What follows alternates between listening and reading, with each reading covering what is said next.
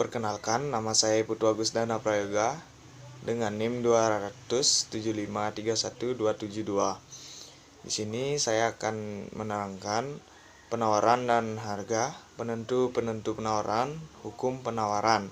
Yang pertama adalah penawaran. Penawaran adalah keseluruhan jumlah barang yang tersedia untuk ditawarkan pada berbagai tingkat harga tertentu dan waktu tertentu. Jika harga naik, jumlah barang yang ditawarkan bertambah. Begitu juga ketika harga turun, jumlah barang yang ditawarkan semakin sedikit. Jenis-jenis penawaran. Yang pertama ada penawaran mikro. Penawaran jenis ini adalah penawaran perorangan di mana produsen menawarkan barang atau jasa kepada konsumen. Penawaran makro, pada jenis ini lebih memfokuskan pada kondisi pasar secara menyeluruh. Faktor-faktor mempengaruhi penawaran: 1. Harga barang. 2. Jumlah penjual atau produsen. 3. Bencana alam. 4. Harga barang pengganti. 5. Biaya produksi. 6. Kemajuan teknologi. 7. Pajak. 8. Perkiraan harga di masa depan. 9. Kebijakan pemerintah dan situasi politik. Selanjutnya, yang kedua, penentu penawaran. Keinginan para penjual dalam menawarkan barangnya pada berbagai tingkat harga ditentukan oleh beberapa faktor. Yang penting adalah harga barang itu sendiri. Yang kedua, harga barang lain. Yang ketiga, biaya produksi. Yang keempat, tujuan operasi perusahaan tersebut. Yang kelima, teknologi yang digunakan. Dalam menganalisis mengenai permintaan, telah dinyatakan bahwa tidak mungkin untuk membicarakan secara sekaligus bagaimana permintaan dipengaruhi oleh perubahan daripada berbagai faktor yang menentukannya. Kita harus menganalisis secara satu demi satu setiap faktor yang mempengaruhinya. Berikut yang ketiga, hukum penawaran. Bahwa semakin sedikit harga, jumlah barang yang ditawarkan semakin banyak. Semakin rendah harga, jumlah barang yang ditawarkan semakin sedikit. Inilah yang disebut hukum penawaran. Hukum penawaran menunjukkan keterkaitan antara jumlah barang yang ditawarkan dengan tingkat harga. Dengan demikian, bunyi hukum penawaran: semakin tinggi harga, semakin banyak jumlah barang yang bersedia ditawarkan. Sebaliknya, semakin rendah tingkat harga, semakin sedikit jumlah barang yang tersedia ditawarkan. Sekian presentasi dari saya, akan dilanjutkan oleh teman saya, Satya. Perkenalkan, nama saya Nikita Satya Pawitri dengan NIM 2007531094. Di sini saya akan melanjutkan penjelasan dari Agus tentang fungsi penawaran. Nah, adapun bahasan yang akan saya bahas adalah yang pertama, fungsi penawaran, yang kedua, kurva penawaran, dan yang ketiga adalah pergerakan sepanjang kurva penawaran. Oke, kita masuk ke pembahasan yang pertama ya. Materi yang pertama itu adalah tentang fungsi penawaran. Fungsi penawaran itu apa sih?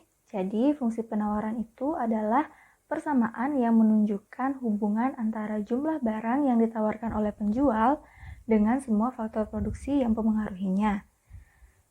Nah, adapun bentuk dari fungsi penawaran ini adalah QS atau quantity supply sama dengan A plus B dikali P atau price. Nah, di mana A ini merupakan konstanta dan B merupakan koefisien dari price.